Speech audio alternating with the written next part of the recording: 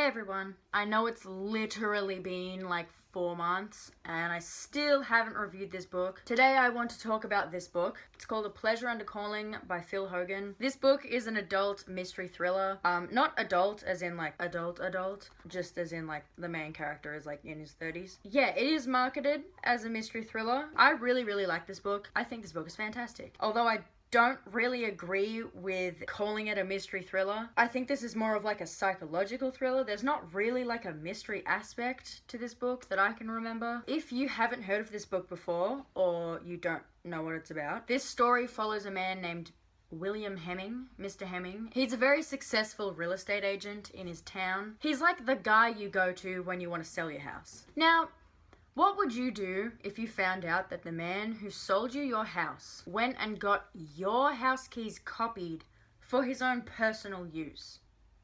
Well, if you're one of Mr. Hemming's clients, you've most likely had this man breaking into your house, rummaging through your shit, stealing from you, spying on your family, and following you around. Now, you may be thinking, wow, that's fucked. Honey, you don't even know the half of it. Yes, that's essentially the premise to this book.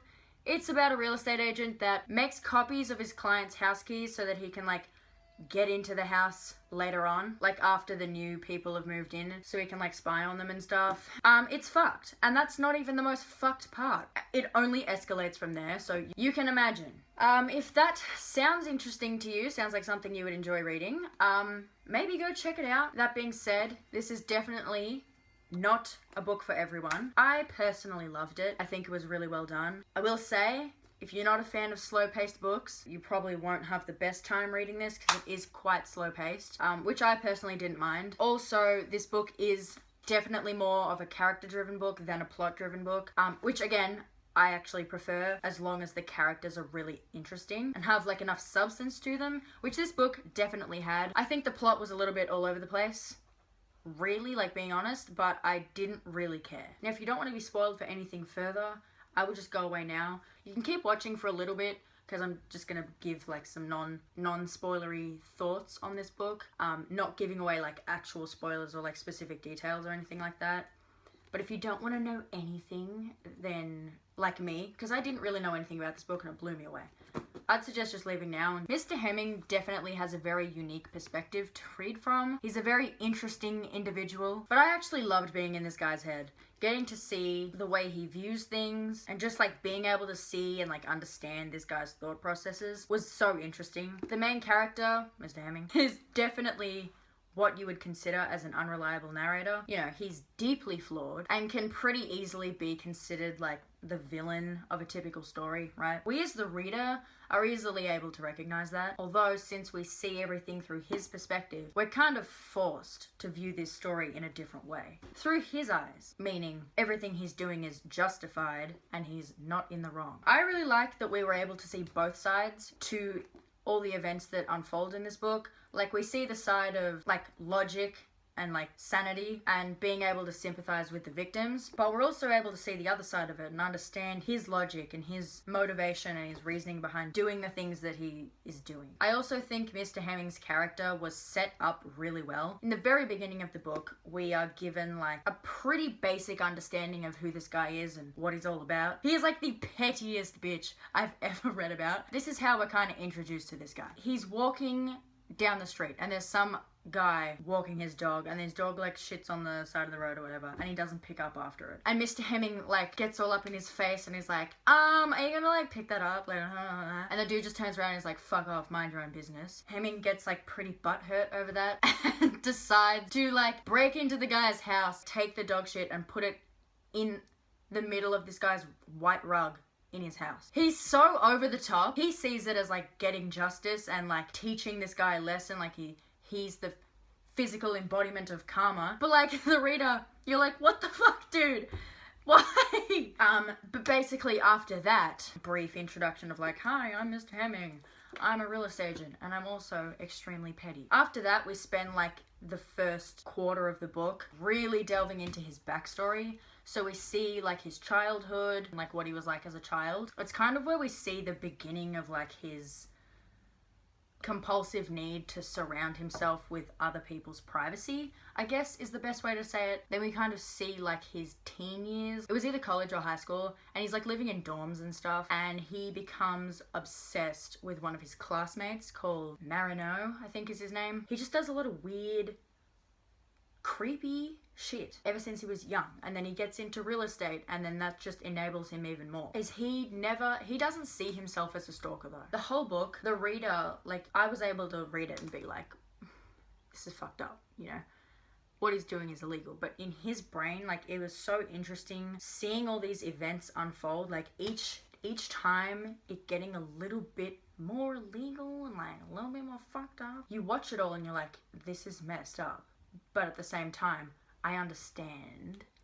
why he's doing it. It's interesting to see like how he justifies it to himself. The great part about the story, spending so much time going into his backstory, is that like you have such a better understanding of this character that it's like the stuff he does as an adult doesn't surprise you, and you can also kind of understand why he's doing it. You can understand better. Basically, Mr. Hemming's whole thing is that like his whole like ideology, I guess in his mind, he like sees himself as like this neighborhood vigilante. He sees people not committing crimes really, but just like doing really indecent things. For some reason, he thinks it's his job to teach these people a lesson, even though like he's not directly involved. He's like that one bitch that like inserts herself in like all the drama and like takes it upon herself to like fight everyone, and it's like, what are you doing? Like, it doesn't concern you. He's a huge hypocrite. This whole time, he's going after people for doing things that he thinks are wrong. But at the same time, he's also committing crimes. I think it's like very rich that this guy has such a like complex with giving people what they deserve. But at the same time, he's like doing all that. I think what makes this guy such a good anti-hero, like in his own mind, like he thinks he's doing the right thing. You know, you can see that he is coming from a good place in the sense that he wants to look after his neighborhood and he wants to protect the people that are in it, and he doesn't want to see people get away with terrible things. How ironic. Now here's the thing. I want to quickly talk about some of the shit that I didn't like about this book. Yes, as much as I do love this book, there are a few things that I didn't like about it. I guess in regards to the plot, I mean, this is a pro and a con. I really like the fact that, one, we didn't follow just like one family this whole time that he was stalking. It was like him stalking multiple different families over like an amount of time. No, so that made it like interesting, but also it was like, well, where is this gonna go? Like, there's only so many times he can break into someone's house and like creep around and stalk them before it just starts to feel repetitive. For a minute, it did feel very like, I'm just reading the same thing now, like, come on. But then it did take a fucking turn. One thing that I wasn't expecting while reading this book is just how invested in this character I was going to become. You know, I didn't particularly like this guy. I didn't agree with anything he was doing either. Yet somewhere along the way, I became like really invested in him, to the point where like, say he'd be in someone's house, right? And like, they'd come home early. Instead of being like, oh, I hope they find him and call the police, I was like, shit, like scared for him, you know? I can't say the same for everyone, but as a reader, I've felt really torn, you know? On the one hand, this is an intruder in someone's house. Call the police on him, like lock him up. But you can't help but like almost start subconsciously siding with this terrible human being. It's so fucked to think this book got me to like sympathize with this main character so much, and that I was like so invested in this character to the point he would do something terrible, and then when he almost got caught, I would be like low-key rooting for him to get away with a crime. I guess there is what you could describe as insta-love in this book, where the main character like speaks to this chick one time. I don't even think he speaks to her. I think he just sees her and then he's in love with her. Like literally the definition of insta-love. Although, here's something that I never thought I would say in my life, but I think it makes sense, okay? This is just my take on it, okay? This is my takeaway from it. I think in his brain, he thinks he's in love with this chick, right? Because he's just so captivated by her. I feel like it's quite obvious that he's not actually in love with this chick. He's just very, very obsessed with her. The way he gets obsessed with everyone that he stalks, you know? I think the difference with this time, the reason he thinks he's in love with her is because he also finds her attractive. We see that he has this long track record of becoming really, really obsessed with someone really quickly. We have seen this in the beginning. We've seen it in his backstory. That's why I think this insta-love makes sense. Wow, never thought I would fucking say that in my life, ever. Holy shit. But like, it does, it makes sense. He's the kind of person that will just see someone, become fixated on them. It just kind of snowballs in his brain. Like, he just becomes more and more captivated and obsessed, and he just wants to know everything about them. And like, to me, it was like, you're not in love with her. You're just like obsessed with this person that you also happen to find attractive. And like, that's why I think, you know, do you know what I mean? Does that make sense? To me, it makes sense. The thing that makes it really obvious that this isn't like just a case of insta-love is the fact that this is potentially a little bit spoilery. Not too much, like, but if you're like sensitive to spoilers, I'm gonna put a thing here so you can just mute until it goes away. I think what kind of makes it obvious that this isn't just insta-love is the fact that later on, once he actually gets to talking to this chick, he actually finds out more about her. Like, it's like the more he finds out about her, the less he's obsessed with her and the less he likes her, kind of thing. It's like he actually has a conversation with this chick, and then all of a sudden his expectations are like shattered. Finds out everything he wants to know about a person. He just stops giving a fuck. And I think it's because the mystery behind them is gone. He's not in love with her. He's in love with the idea of her. That's why I don't really even consider it insta-love. Anyway, that's my view on that, because I thought I'd include that in the non-spoiler section before any of you like go and read it, and then you're like, what the fuck at the insta-love, and you still love this book, like, whatever.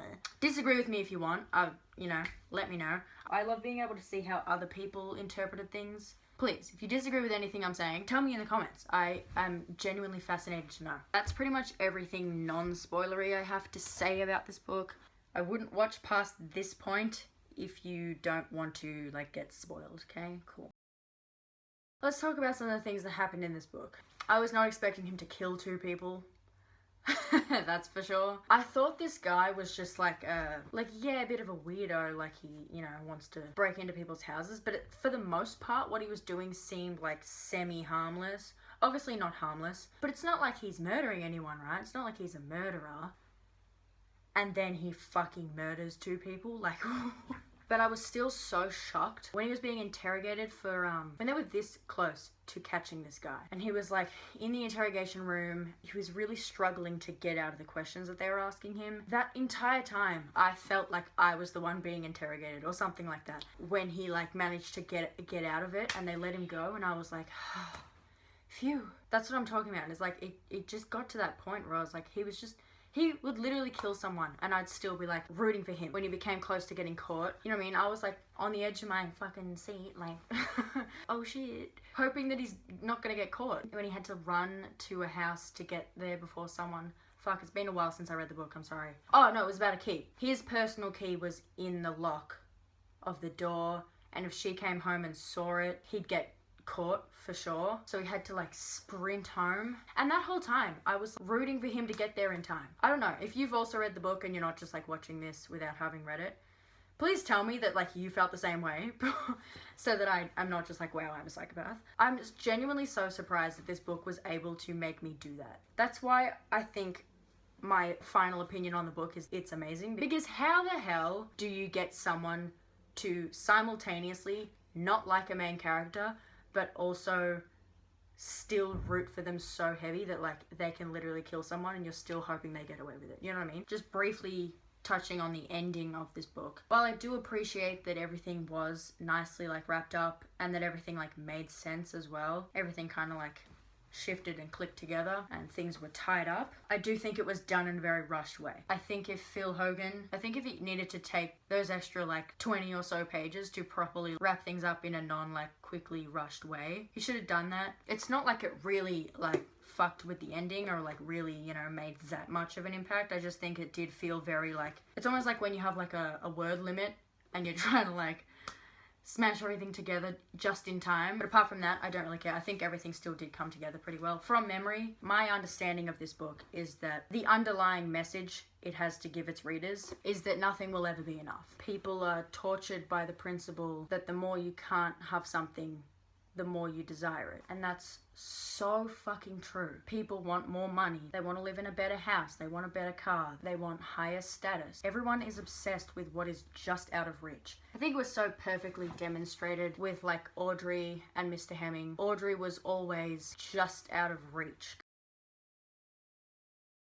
I think this book did just a fantastic job of exploring all these different kind of themes. So yeah, those are just my thoughts on the book. I really enjoyed it. I just overall really like this book. I would love to hear what you guys thought about it. Anyways, that's it for today's video. The lighting is getting like really shit right now, so I probably should stop filming anyway. Yeah, I will see you soon with another video. I'm gonna be reading Harry Potter now, so you're only gonna be seeing Harry Potter reviews for the next like however long it takes me to finish that series. So brace yourself. Thank you so much for watching, and yeah, see ya.